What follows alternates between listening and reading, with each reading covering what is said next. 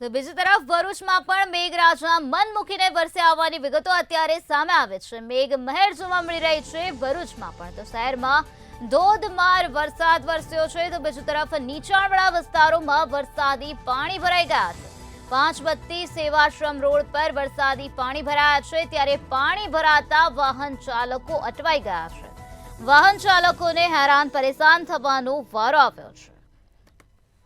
ભરૂચથી અત્યારે આ વિગતો પ્રકાશમાં આવી, જ્યાં મેઘો મન મૂકીને વરસી રહ્યો છે। ભરૂચમાં મેઘમહેર જોવા મળી રહી છે। ભરૂચમાં ધોધમાર વરસાદ ખાબક્યો છે, જેના કારણે રોડ રસ્તા પર પાણીના દ્રશ્યો જોવા મળ્યા છે।